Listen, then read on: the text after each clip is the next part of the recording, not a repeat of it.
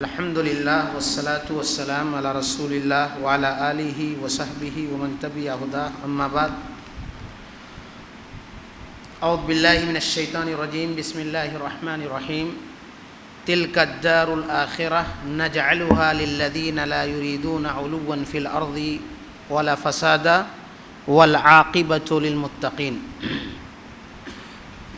محترم علماء کرام، بزرگوں، نوجوانوں، عزیز بچوں اور ملت کی ماؤں اور بہنوں، آج کا جو موضوع ہے وہ ہے تکبر اور اس کی تباہ کاری یا اس کی خطرناکی۔ تکبر ایک انتہائی خطرناک بیماری ہے۔ یہ ایسی بیماری ہے کہ جس انسان کو لاحق ہوتی ہے وہ انسان معاشرے کا اچھوت ہو جاتا ہے، وہ اپنے آپ کو تنہا محسوس کرتا ہے۔ یہ بیماری سب سے پہلے جسے لگی تھی وہ انسانیت کے دشمن ابلیس کو لگی تھی۔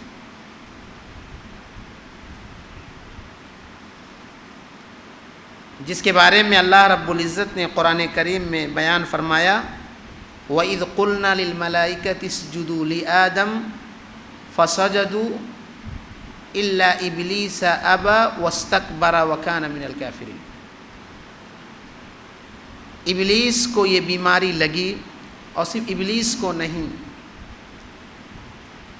اس کی خطرناکی اور تباہ کاری کو سمجھنا ہو تو یاد رکھیں، اس دنیا کے اندر جتنے بھی انبیاء اور رسول آئے اور انبیاء اور رسول کے بعد آج تک جتنے لوگ حق کا انکار کرنے والے ہیں انہیں یہ بیماری لگی ہوئی ہے۔ اس بیماری کو اس لیے یہ بیماری لگی ہے کیونکہ اس بیماری کا معنی جب ہم سمجھیں گے تو ہمیں یقین ہو جائے گا کہ واقعتاً یہ بیماری ہر ایک کو لگی۔ اللہ کے نبی صلی اللہ علیہ وسلم نے تکبر کے بارے میں فرمایا،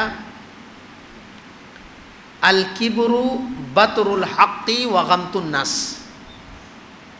تکبر حق کا انکار کرنا ہے اور لوگوں کو کمتر سمجھنا ہے۔ حق کا انکار کرنا ظاہر سی بات ہے، انبیاء کو اللہ رب العزت نے منتخب کیا تھا توحید کی دعوت کے لیے، لوگوں کی اصلاح کے لیے، لیکن بہت سارے لوگوں نے یہ کہہ کر کے تو ہماری طرح انسان ہے، نبی کو فرشتہ ہونا چاہیے، جس طرح سے آج مسلمانوں کی ایک جماعت کہتی ہے کہ جس طرح سے فرشتے نوری ہیں ایسے اللہ کے نبی صلی اللہ علیہ وسلم نوری تھے۔ ما لہذا الرسول یأکل الطعام ویمشی فی الاسواق۔ رسول کو کیا ہو گیا ہے؟ وہ ہماری طرح کھاتے ہیں، ہماری طرح مارکیٹ میں چلتے ہیں، وہ ہماری طرح انسان ہے۔ خود نبی صلی اللہ علیہ وسلم کے بارے میں مکہ والوں نے کہا تھا کہ ہمارے اعلی بشرین من قریتنا، اس یتیم پر دین کیوں نازل ہوا؟ ہمارے جدہ یا اسی طرح سے طائف کے دو مشہور جو تھے، ولید بن مغیرہ اور اسی طرح سے عروہ بن مسعود ثقفی جو بعد میں مسلمان ہوئے، ایسے لوگوں پر دین نازل ہونا چاہیے، اس یتیم پر کیوں نازل ہوا؟ تو پورے انبیاء کی تاریخ، دعوت و تبلیغ کی راہ میں جن ائمہ کرام نے خدمات انجام دی ہیں، حق کا انکار جنہوں نے کیا ہے، ظاہر سی بات ہے اہل حق کو کمتر سمجھنے کے لیے، اہل حق کی باتوں کا انکار کرنے کی وجہ سے ان کو یہ بیماری لگی ہوئی ہے۔ یاد رہے، اب اگر ہم تکبر کو سمجھ گئے ہیں تو ہمیں اپنے معاشرے کا بھی جائزہ لینا ہوگا، قبل اس کے کہ ہم دلیلیں دیکھیں، وعیدیں دیکھیں، اس کے نقصانات کو جانیں، اس کے اسباب کو دیکھیں۔ ہم اگر اپنے معاشرے کا جائزہ لیں تو یقیناً کسی نہ کسی طرح سے یہ بیماری گھروں میں بھی لاحق ہے۔ ایک گھر میں ایک بہو آتی ہے تو ساس اسے کمتر سمجھتی ہے، ساس اس کی بات کو یہ کہہ کر کے ٹھکراتی ہے، ابھی کل آئی ہے آج ہی زبان چلانے لگی۔ ایک باپ اپنے بیٹے کی بات کو ٹھکرا دیتا ہے، میرے سامنے پیدا ہوا تو میرے سامنے باتیں کر رہا ہے۔ ایک عالم دین علم کے راستے میں اپنی زندگی وقف کر کے آتا ہے تو گاؤں کے بڑے بزرگ کہتے ہیں ابھی وہ جس کی ناک سے جو ہے پانی بہ رہا تھا آ کر کے ہمیں دین سکھاتے ہو۔ لوگ اس کے قد کو ناپتے ہیں، اس کے علم کو نہیں دیکھتے۔ اس طرح سے اگر ہم جائزہ لیں تو یقیناً جس طرح سے ساس بہو کو، جیٹھانی دیورانی کو، یا اسی طرح سے گھر میں نند اپنی بھاوج کو، بڑا بھائی اپنے چھوٹے بھائی کو، ایسے ہی قوم کے اندر جو بڑا ہے، عہدے دار ہے، کسی فیکٹری، کسی کمپنی، کسی ادارے، کسی یونیورسٹی، مختلف ڈپارٹمنٹ میں جو مختلف عہدوں پر فائز ہیں، وہ اپنے ورکر کے ساتھ جو معاملہ کرتے ہیں انہیں کمتر سمجھ کر کے اور ان کی حق باتوں کو ٹھکرا کر کے میٹنگ لے کر کے مشورے کو محض اس لیے ٹھکرا دیتے ہیں کیونکہ ہم بڑے ہیں وہ چھوٹا ہے۔ اللہ کے نبی صلی اللہ علیہ وسلم نے کبر کے بارے میں یہی کہا ہے کہ تکبر یہ ہے کہ آدمی سامنے والے کو کمتر سمجھے اور حق کو ٹھکرائے۔ عام طور پر اس معاملے میں جہاں ایک طرف کرسی اور عہدہ ہوتا ہے، انسان صاحب حیثیت ہوتا ہے، اس کی وجہ سے ٹھکراتا ہے۔ کبھی کبھار سینیارٹی اور جونیارٹی کی بنیاد پر بھی ہوتا ہے۔ ہم کسی علاقے میں رہتے ہیں، دوسرے علاقے کا، دوسرے خاندان کا آ کر وہاں آباد ہو گیا تو ہم اسے کمتر سمجھیں گے۔ ہندو دھرم کے اندر جو 4 طبقے ہیں غور کریں گے تو وہاں پر بھی یہ چیز پائی جاتی ہے۔ وہاں پر بھی اچھوت سمجھنے کا، اپنی عبادت گاہوں میں داخل نہ ہونے کا، یا اسی طرح سے اپنے بعض مسلم فرقوں کے یہاں کسی غیر کو مسجد میں داخل ہونے سے جو دھلانے والی بات ہے، یہ بھی کسی نہ کسی طرح سے اسی بات کی طرف اشارہ ہے۔ الغرض تکبر یہی ہے کہ انسان اپنے سامنے اپنے علاوہ کو کمتر سمجھے۔ ابلیس جس کی پیدائش یا جس کی قوم پہلے آباد تھی، وہ اپنے آپ کو سینئر اور سپیریئر سمجھتا تھا۔ کیوں؟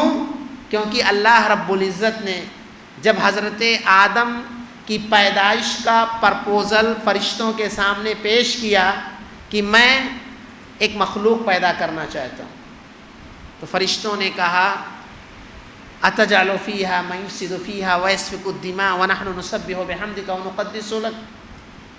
یہ تجربہ، یہ ایکسپیرینس فرشتوں کو کہاں سے ملا؟ اپنے بارے میں تو کہہ رہے ہیں کہ ہم تو تیری تسبیح بیان کرتے ہیں، تیری پاکی بیان کرتے ہیں، تیری عبادت میں مشغول ہیں، کیوں دوسری مخلوق پیدا کر رہا ہے؟ اور کہیں ایسا نہ ہو کہ یہ زمین میں فساد مچائیں، قتل و خوریزی کریں اور زمین والوں کو تنگ کریں۔ حالانکہ فرشتوں نے جو کہا، آج انسانیت کی ایک اچھی خاصی تعداد اس میں عمل کر رہی ہے۔ اللہ رب العزت نے کہا جو میں جانتا ہوں وہ تم نہیں جانتے۔ ابلیس نے جب سجدے کا حکم آیا تو اس نے کہا انا خیر منہ، میں تو ان سے بہتر ہوں۔ عقل کا بھی استعمال کیا کہ میں ناری ہوں، مجھے اللہ تعالیٰ نے آگ سے پیدا کیا ہے جس کا کام بھڑکنا ہے، اوپر اٹھنا ہے، اور انہیں مٹی سے پیدا کیا۔ یہ الگ بات ہے کہ یہ اس کی کوتاہ عقلی تھی، کم عقلی تھی کہ مٹی سے ترقی کی بات ہوتی ہے اور آگ کا کام جلا کے خاک کرنا ہے۔ اسی طرح سے اللہ لوگوں کے یہاں مال کی بنیاد پر اور عہدہ و منصب کی بنیاد پر بھی یہ چیز لاحق ہوتی ہے۔ چنانچہ فرعون کا واقعہ اللہ رب العزت نے قرآن کریم میں کئی مقام پر بیان کیا۔ اس نے جب اپنے بارے میں یہ کہا کہ میں تمہارا سب سے بڑا رب ہوں، میں اپنے علاوہ کسی معبود کو نہیں جانتا، تو اس نے اپنی نعمت کا ذکر کیا، وَهَذِهِ الْأَنْهَارُ تَجْرِي مِن تَحْتِي۔ اللہ رب العزت نے اسے غرق کر کے اور اسے دنیا والوں کے لیے عبرت بنا کر کے یہ پیش کیا کہ جو اپنے آپ کو بڑا سمجھتا تھا، کبر کا شکار تھا، بار بار موسیٰ علیہ السلام کے 9 معجزات آنے کے باوجود بھی انکار ہی کرتا رہا، اللہ رب العزت نے وَكَذَلِكَ نُنَجِّيكَ بِبَدَنِكَ لِتَكُونَ لِمَنْ خَلْفَكَ آیا کے تحت تمام تکبر کرنے والوں کو یہ آئینہ دکھایا ہے کہ عہدہ و منصب کی بنیاد پر، طاقت و قوت کی بنیاد پر دوسروں کو حقیر سمجھنا، اپنے آپ کو برتر سمجھنا، ان کا انجام فرعون جیسا ہو سکتا ہے۔ اسی طرح سے اللہ رب العزت نے مال کے سلسلے میں قارون کی مثال پیش کی کہ ان قارون کان من قوم موسیٰ فبغى علیہ وآتیناہ من الکنوز ما ان مفاتیحہ لتنوء بالعصبۃ اولی قوہ۔ یہ قارون جو موسیٰ علیہ السلام کی قوم سے تھا، مفسرین کہتے ہیں یہ نیک انسان تھا، لیکن اللہ رب العزت نے جب اسے خزانہ نوازا اور ایسی دولت سے سرفراز فرمایا کہ اس کے خزانے کی چابی اٹھانے کے لیے ایک جماعت ناکافی ہوتی تھی، اس کے اندر سرکشی آئی، اس نے یہ کہہ دیا کہ انما اوتیتہ علی علم عندی، یہ جو مال، یہ دولت، یہ خزانے جو مجھے نصیب ہوئے ہیں، یہ میں نے اپنے علم، اپنے تجربے، اپنی صلاحیت کی بنیاد پہ حاصل کیا ہے۔ اس میں اللہ رب العزت کا کوئی فضل اور احسان نہیں ہے۔ اللہ رب العزت نے اسے بھی فخسفنا به وبداره الارض، اسے اللہ رب العزت نے دھسا دیا، زمیں بوس کر دیا، اور قرآن میں یہ ذکر کر دیا ہے کہ کتنے بھی مالدار ہو جاؤ، لیکن ایسی مثال نہیں پائی گئی کہ ان کے خزانے کی چابیوں کو ایک بڑی جماعت اٹھانے سے قاصر ہو، لیکن اللہ رب العزت کی شان میں گستاخی کی، انہوں نے اپنے آپ کو بڑا سمجھنے کی کوشش کی، چنانچہ اللہ رب العزت نے انہیں دھسا دیا۔ لہذا انسان کو یہ سوچنا چاہیے کہ ہم اپنے دامن کو اس خطرناک قسم کی بیماری سے محفوظ رکھیں۔ اللہ کے نبی صلی اللہ علیہ وسلم سب سے بڑے تھے،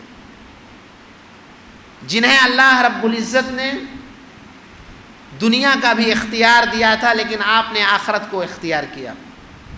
جن کی قوم کے لوگوں نے دنیا کی جو چیزیں ہو سکتی ہیں زیب و زینت کی، ان ساری چیزوں کو پیش کیا، لیکن آپ نے سب کو ٹھکرا دیا۔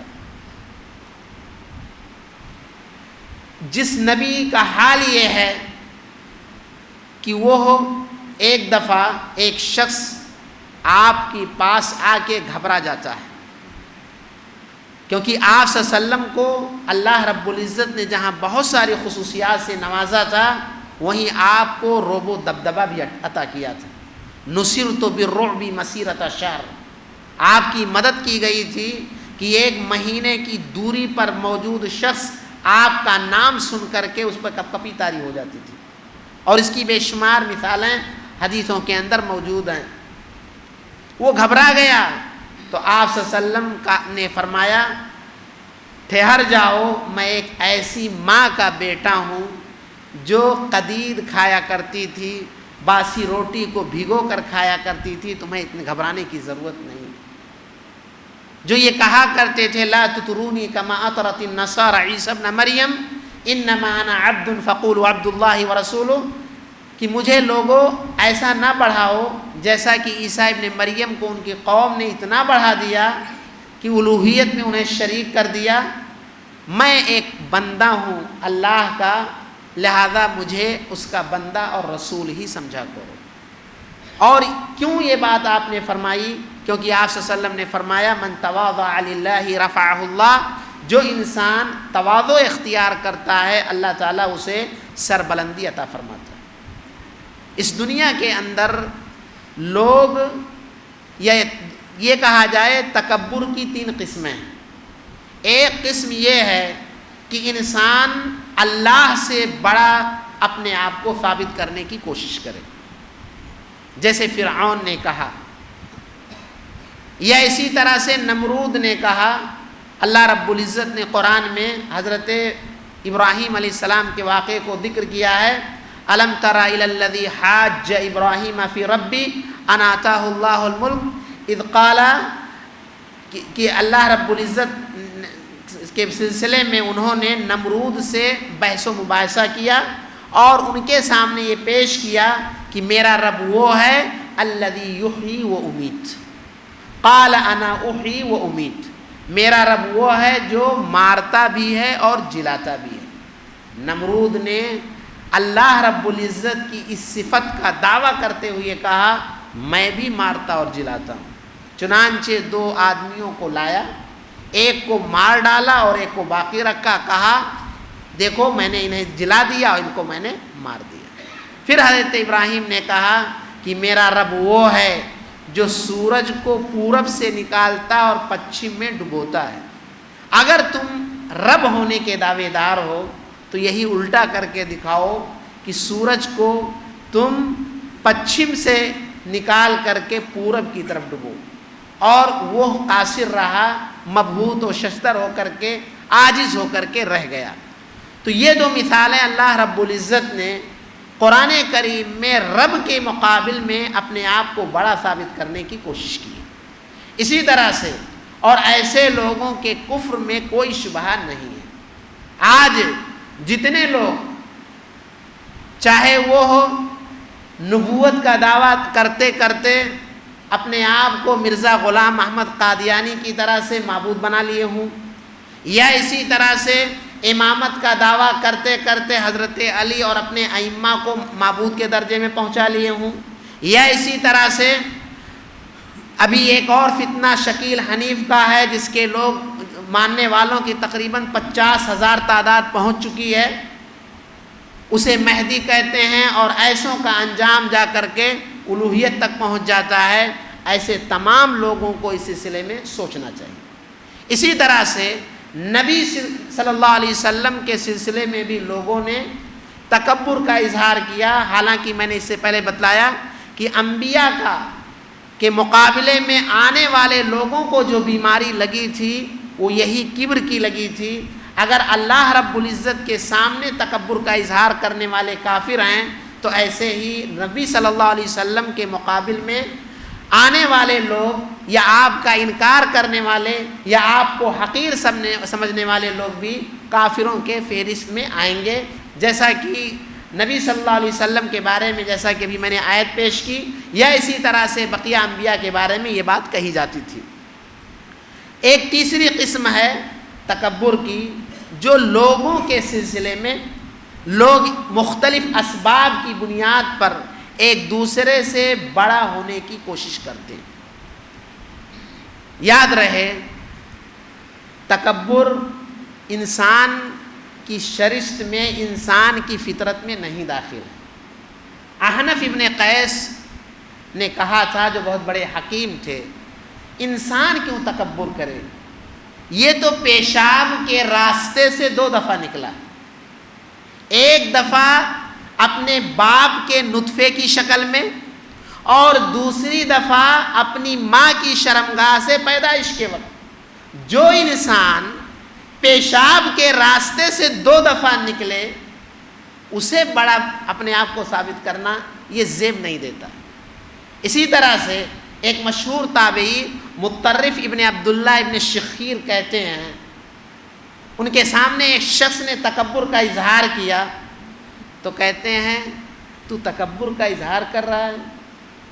تیری پیدائش ایک گندے پانی سے، جس کو قرآن نے من ماء مہین کہا، من حمئ مسنون کہا، ایک حقیر پانی سے تو پیدا کیا گیا ہے، اور جب تو مر گیا یا تو مرے گا تو مرنے کے بعد تیری حالت جو ہونی ہے قبر کے اندر تیری لاش کے ساتھ، اسے تو جانوروں کو دیکھ لے کس طرح سے سڑگل جاتے، تیری ابتدا یہ، تیری انتہا یہ، اور جس وقت تو تکبر کر رہا ہے پوری زندگی اپنے پیٹ میں گندگی لے کے گھوم رہا ہے، تو جس کی ابتدا گندگی سے، جس کی انتہا گندگی، جو اپنے پیٹ میں گندگی لے کے گھوم رہا ہے، وہ بھی بڑکپن کا اظہار کر رہا ہے۔ لہذا یہ انسان کی صفت نہیں ہونی چاہیے، اور اگر کوئی صفت سے متصف ہے تو ایسی صورت میں اسے ان حدیثوں، ان آیتوں کو یاد رکھنا چاہیے۔ میں نے ایک آیت تلاوت کی، اللہ رب العزت فرماتا ہے تِلْكَ الدَّارُ الْآخِرَةُ نَجْعَلُهَا لِلَّذِينَ لَا يُرِيدُونَ عُلُوًّا فِي الْأَرْضِ وَلَا فَسَادًا وَالْعَاقِبَةُ لِلْمُتَّقِينَ۔ آخرت کا گھر، اور آخرت کا گھر کیا ہے؟ انسان اگر قبر میں ہے تو اما روضۃ من ریاض الجنہ او حفرۃ من حفر النار، قبر یا تو جنت کی کیاریوں میں سے ایک کیاری ہے یا جہنم کے گڑھے میں سے ایک گڑھا ہے، اور اس کے بعد قیامت قائم ہونے کے بعد یا تو جنت ہے یا پھر جہنم ہے۔ تو تلک الدار الآخرہ، آخرت کا گھر یعنی جنت کس کے لیے ہے؟ للذین لا یریدون علوا فی الارض ولا فسادا، ان لوگوں کے لیے ہے جو روئے زمین میں برتری کے خواہش مند نہیں ہیں۔ اب برتری کا اظہار کرنے والے، اپنے ذہن میں برتری کا خواب رکھنے والے، اپنے گفتگو سے، اپنی چال ڈھال سے، اپنے چہرے کی رنگت سے، اپنے لباس سے، اور اپنے دیگر جو تکبر کی علامتیں ہیں ان سے بڑکپن کا اظہار کرنے والوں کے لیے جنت نہیں ہے۔ ایسے ہی اس کی روشنی میں جو فساد مچانے والے ہیں ان کے لیے نہیں ہے۔ والعاقبۃ للمتقین، اور انجام متقیوں کے لیے ہے۔ اسی طرح سے اللہ کے نبی صلی اللہ علیہ وسلم نے ایک حدیث میں فرمایا کہ اللہ رب العزت حدیث قدسی میں فرماتا ہے العز ازاری والکبریاء ردائی فمن نازعنی شیئا فیہما عذبتہ، کہ عزت اور جلال یہ میری چادر ہے، یہ میرا ازار ہے، اور تکبر یہ میری چادر ہے، جو انہیں چھیننے کی کوشش کرے گا، انہیں اپنانے کی کوشش کرے گا، میں اسے عذاب سے دوچار کروں گا۔ اسی طرح سے اللہ کے نبی صلی اللہ علیہ وسلم نے ایک حدیث میں فرمایا کہ جنت میں وہ شخص نہیں داخل ہوگا جس کے دل کے اندر ذرہ برابر بھی کبر ہے۔ لہذا اگر کبر یہ ہے کہ انسان حق کا انکار کرے، سامنے والے کو اپنے سے کمتر سمجھے، تو پھر ایسی صورت میں اسے ہمیشہ یہ حدیث یاد رکھنی چاہیے۔ ایک اور حدیث کے اندر اللہ کے نبی صلی اللہ علیہ وسلم نے فرمایا کہ جنت اور جہنم کا باہم تکرار ہوا، محاجہ یا مباحثہ ہوا۔ جہنم نے کہا کہ متکبر لوگ اور جابر ظالم قسم کے لوگ یہ ہمارے یہاں ہیں، اور جنت نے کہا جو کمزور لوگ ہیں، جو اپنے آپ کو بڑا نہیں سمجھتے ہیں، ایسے لوگ ہمارے یہاں ٹھہرے ہوئے ہیں۔ اسی طرح سے اللہ کے نبی صلی اللہ علیہ وسلم نے ایک حدیث میں فرمایا کہ ایک بندہ اپنے ازار کو تکبر کی بنیاد پر گھسیٹتے ہوئے چل رہا تھا، اللہ رب العزت نے اسے دھسا دیا ہے اور قیامت تک زمین کے اندر دھستا رہے گا۔ اسے اندازہ کر سکتے ہیں کہ تکبر کا انجام کتنا خطرناک ہے۔ اسی طرح سے ایک مشہور حدیث جس میں اللہ کے نبی صلی اللہ علیہ وسلم فرماتے ہیں ثلاثۃ لا یکلمہم اللہ یوم القیامہ ولا یزکیہم ولا ينظر الیہم ولہم عذاب علیم۔ اللہ کے نبی صلی اللہ علیہ وسلم فرماتے ہیں 3 قسم کے لوگ ایسے ہیں کہ روز قیامت اللہ رب العزت ان سے گفتگو نہیں کرے گا، ان کی تعریف نہیں کرے گا، ان کی طرف نظر رحمت سے نہیں دیکھے گا۔ ایسے لوگوں کے لیے دردناک عذاب ہے۔ یہ حدیث بتلا رہی ہے کہ اس جگہ ہے جہاں یوم لا تملک نفس لنفس شیئا والامر یومئذ للہ، کہ انسان بے بس ہوگا۔ بڑے سے بڑے دنیا میں اپنے آپ کو نواب بادشاہ کہنے والوں سے اللہ تعالیٰ پوچھے گا لمن الملک اليوم، آج کس کی حکومت ہے، کس کی بادشاہت ہے؟ سب سہمے ہوئے ہوں گے، کوئی جواب نہیں بنے گا، تو اللہ رب العزت فرمائے گا للہ الواحد القہار، اللہ رب العزت ہی کی بادشاہت ہے۔ اس موقع پر اگر ایک طبقے کے بارے میں یہ اللہ کے نبی فرمائیں کہ اللہ رب العزت ان سے مخاطب نہیں ہوگا، اللہ رب العزت نظر رحمت سے انہیں نہیں دیکھے گا، اللہ رب العزت ان کی تعریف نہیں فرمائے گا، اور ایسے لوگوں کے لیے دردناک عذاب ہے، تو پھر سنبھلنا چاہیے۔ آپ نے فرمایا وہ 3 لوگ کون ہیں؟ عائل شیخ زان، عائل مستکبر، ملک کذاب۔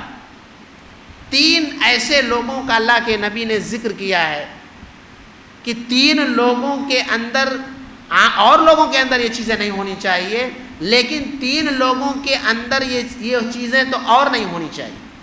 آپ نے فرمایا ایک بوڑھا جو بدکار ہو، خوسٹ بڈھا جو بدکاری کرے، اس کے ساتھ بھی یہ معاملہ ہوگا۔ اسی طرح سے اللہ کے نبی نے فرمایا ملک کذاب، بادشاہ اور جھوٹ بولے، جھوٹ کمزور بولتا ہے، حق کو چھپانا اس کی عادت ہوتی ہے، لیکن بادشاہ کو اس کی ضرورت کم ہوتی ہے، لیکن اگر وہ بھی جھوٹ بولتا ہے تو اس کو یہ وعیدیں سنائی گئی ہیں۔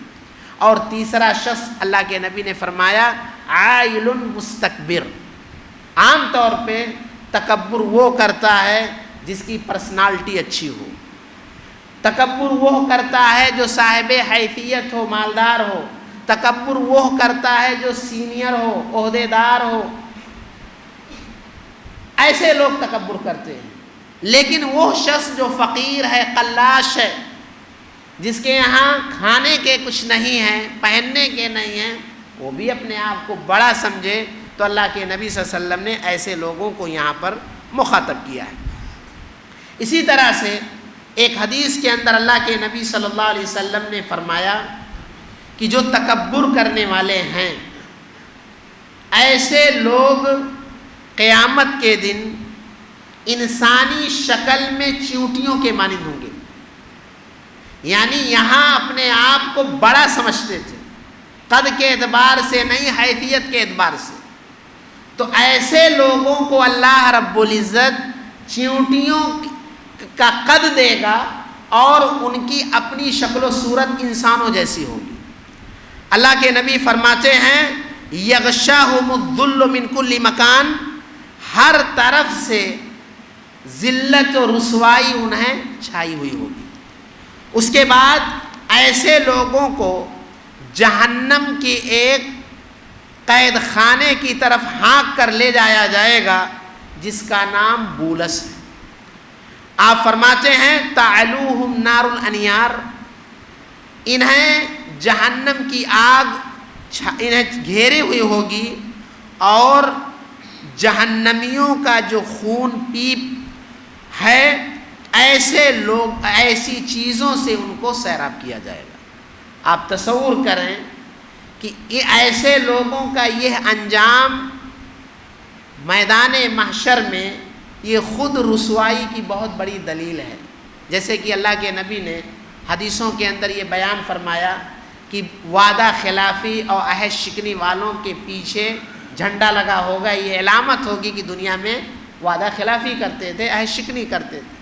یا اسی طرح سے اللہ کے نبی نے فرمایا کہ دنیا کے اندر جو پیشہ ور فقیر ہیں ان کے چہروں پر گوشت نہیں ہوگا۔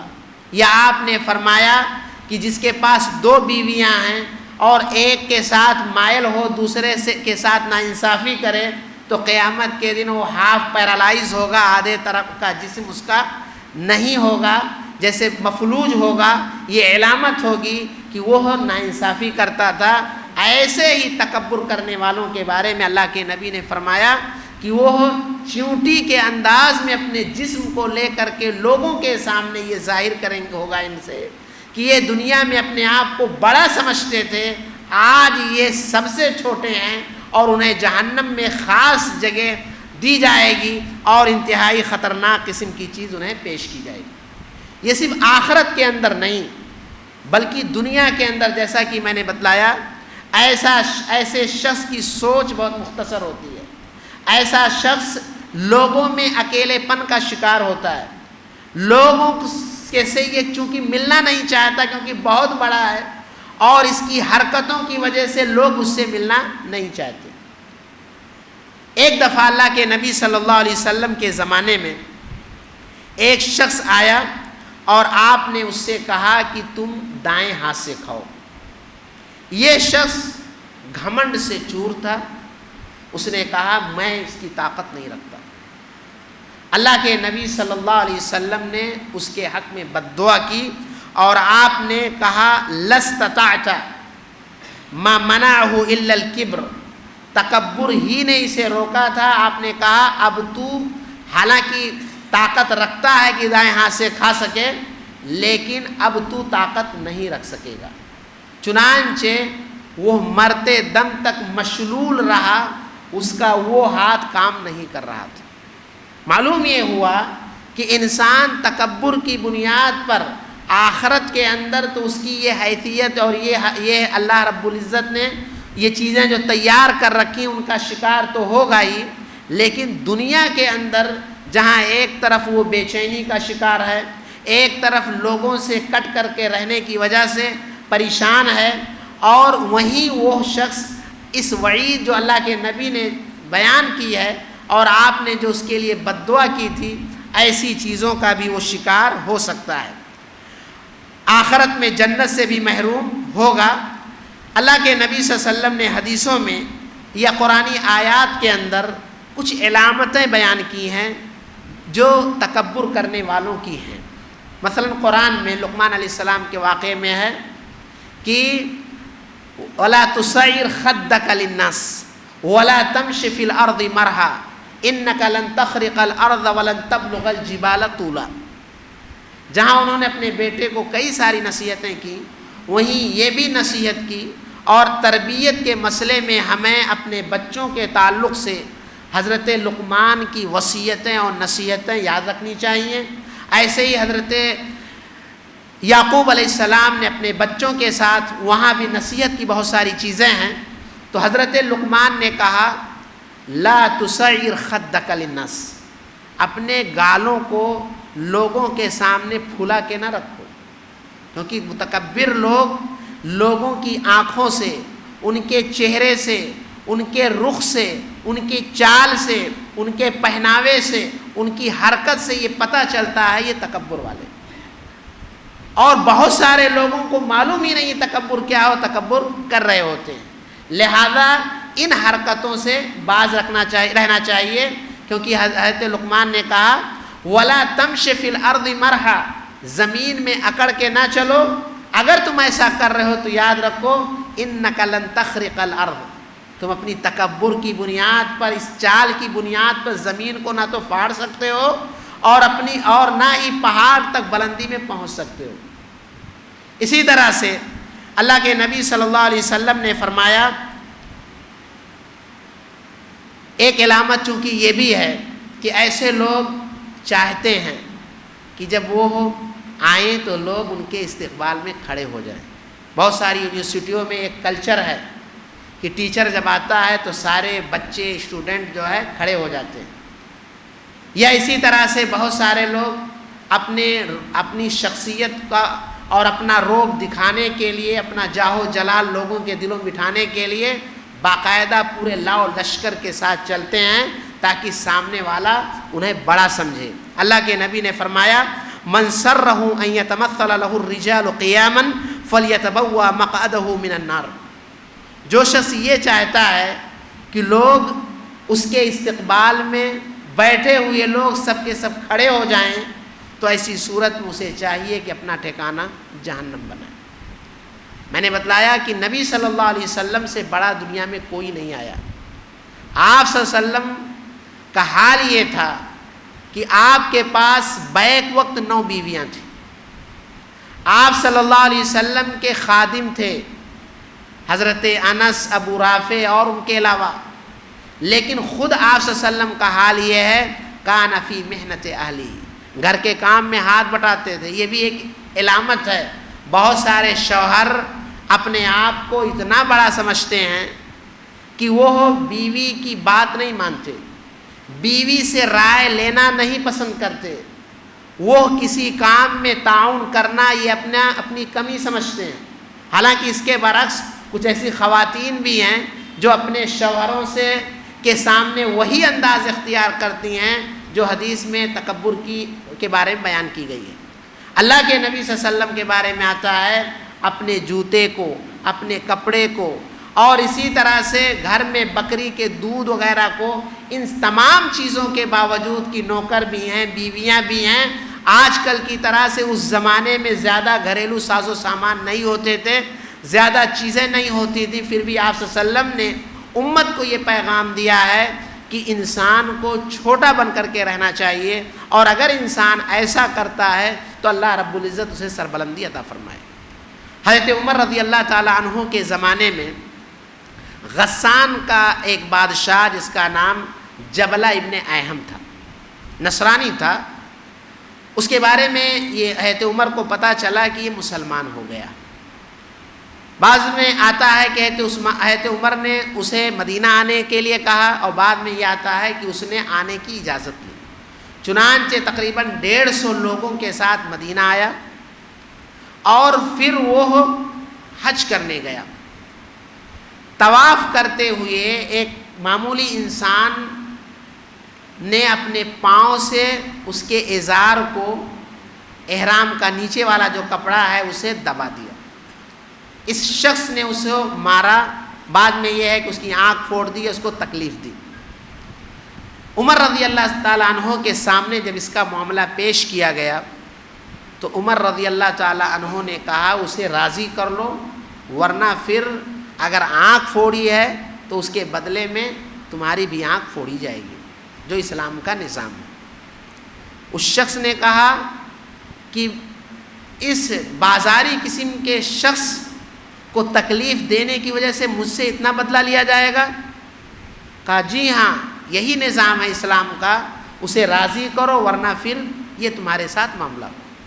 اس نے کہا میں تو سمجھتا تھا کہ مسلمان ہونے کے بعد زیادہ عزت ملے گی، وہی نصرانیت میں میں زیادہ معزز تھا، تو میں پھر نصرانی ہو جاتا ہوں۔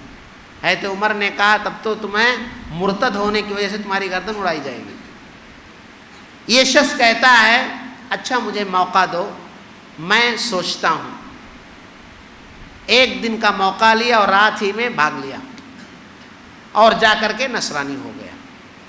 یہاں پر دیکھیں کہ اس شخص کو مسلمان ہونے کے بعد اپنے پرانے مذہب کی طرف جس چیز نے لے جانے کی طرف ابھارا، وہ چیز یہی تکبر تھی۔ اس لیے اس خطرناک بیماری سے ہمیں بچنا چاہیے۔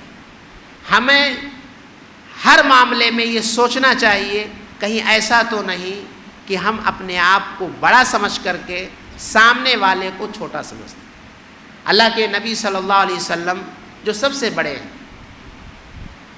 اور جن کے پاس وحی آتی ہے، جو تمام انسانوں کے سردار ہے، تمام انبیاء کے سردار ہیں، تمام انبیاء کے امام ہیں، اللہ تعالیٰ انہیں کہتا ہے وَشَاوِرْهُمْ فِي الْأَمْرِ فَإِذَا عَزَمْتَ فَتَوَكَّلْ عَلَى اللَّهِ، کہ آپ مدینہ کی ریاست کے حاکم ہیں، فرما رواں ہیں، آپ کے پاس وحی آتی ہے، لیکن آپ مشورہ لیں۔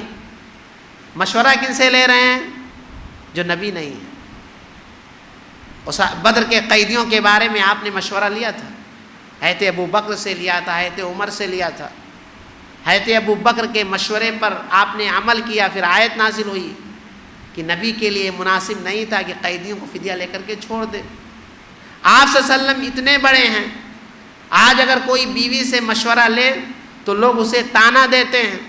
صلح حدیبیہ کے موقع پر جب آپ صلی اللہ علیہ وسلم نے مشرکین مکہ سے صلح مصالحت کر لی اور اس کے بعد آپ نے صحابہ سے کہا اپنے بال مڈوا لو، اپنے جانور کو ذبح کر لو، کوئی آگے نہیں بڑھ رہا۔ آپ کو تکلیف ہوئی، آپ نے ایسا محسوس کیا کہ میرے صحابہ میری نافرمانی کر رہے ہیں۔ اس موقع پہ آپ صلی اللہ علیہ وسلم نے وہاں موجود اپنی بیوی ام سلمہ رضی اللہ تعالیٰ عنہ سے مشورہ لیا تھا۔ یہ مشورہ لینا یہ اس بات کی دلیل ہے کہ اگر ہمارے اندر بڑکپن کا احساس ہے کسی بھی پلیٹ فارم پر، کمپنی میں، کارخانے میں، اسکول میں، مدرسے میں، کمیٹی میں، گھر میں، بچوں کے ساتھ، بیوی کے ساتھ، کسی بھی کے ساتھ اگر لینے کی بات آ رہی ہے تو ہمیں یہ کہہ کر کے نہیں پیچھے ہٹنا چاہیے کہ ہم تو بڑے ہیں۔ اللہ کے نبی صلی اللہ علیہ وسلم ان سے مشورہ لیتے ہیں اور انہوں نے کہا اللہ کے نبی آپ کسی سے کچھ مت کہیے، حجام کو بلائیے اپنے بال کو مڑوا لیجئے، قصاب قصائی کو بلائیے جانور کو ذبح کر دیجئے، بس آپ کسی سے کچھ نہ کہیے۔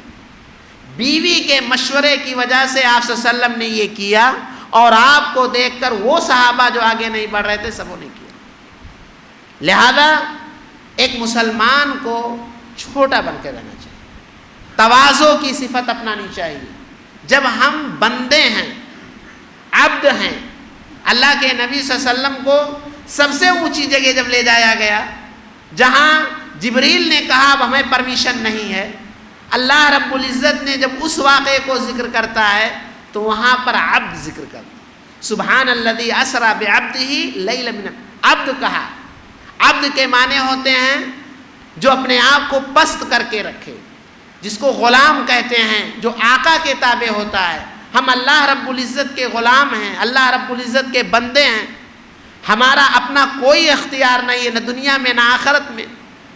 ہمیں جو بھی نعمتیں ملی ہیں، چاہے جسمانی صحت کے اعتبار سے، چاہے مال کے اعتبار سے، چاہے سینیارٹی کے اعتبار سے، چاہے عہدہ و منصب کے اعتبار سے، کسی بھی اعتبار سے، جن کی بنیاد پر تکبر کی جاتی ہے، یہ چیزیں دیر تک نہیں رہنے والی۔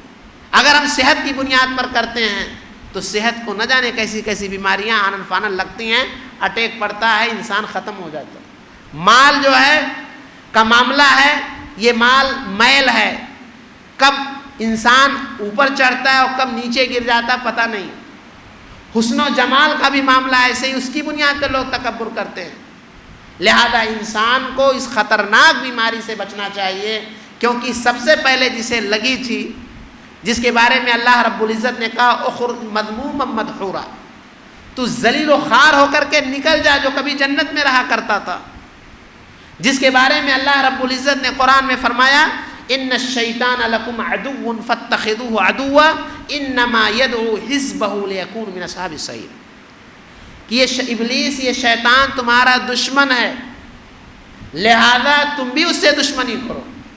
اگر اللہ ہمیں دشمنی کرنے کا حکم دے رہا ہے تو ہمارے جد امجد کے سامنے تعظیماً سجدہ کرنے سے اس لیے اپنے آپ کو روکتا ہے، کہتا انا خیر منہم، میں ان سے بہتر ہوں۔ اگر وہ اس کی بنیاد پر جو کبھی عبادت گزار تھا، جو رب العالمین کا مطیع و فرما بردار تھا، جو اللہ رب العزت کی نگاہ میں محبوب و پسندیدہ تھا، لیکن اس بیماری کے لگنے کی وجہ سے اسے اور اس کی تمام ذریت کو جہنم کا ایندھن بنایا گیا، جس نے رب سے یہ وعدہ کیا ہے کہ میں تیرے بندوں کو گمراہ کر کے رہوں گا، اللہ تو مجھے مہلت دے دے۔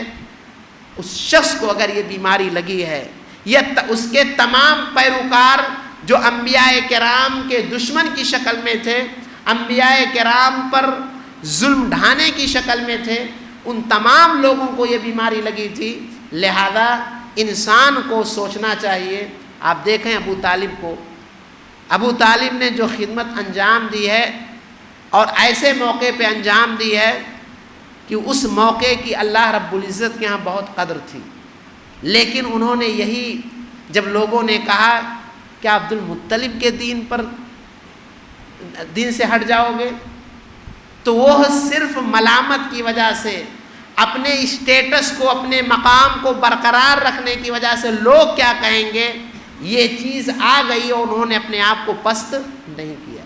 اس لیے ضرورت اس بات کی ہے کہ ہم اس بیماری کو سمجھیں اور اس بیماری کے تئیں ہم جس بھی میدان میں ہیں، جن سے ہمارا تعلق ہے، جن کے سامنے ہم اپنے آپ کو بڑا اور اسے کمتر سمجھ سکتے ہیں، جس کی بنیاد پہ ہم حق کو ٹھکرا سکتے ہیں، ہمیں جائزہ لینا چاہیے. کیونکہ اللہ کے نبی نے فرمایا کہ ذرہ برابر رائی کے برابر بھی اگر یہ بیماری ہے تو اللہ رب العزت انہیں جنت سے محروم کر سکتا ہے، جہنم میں داخل کر سکتا ہے. اللہ رب العزت سے دعا ہے کہ الہ العالمین تو ہمیں اس خطرناک بیماری سے محفوظ رکھ. الہ العالمین تو ہمیں اس بیماری سے دور رکھ اور ہمیں اپنے نفس کا محاسبہ کرنے کی توفیق عطا فرما. آمین.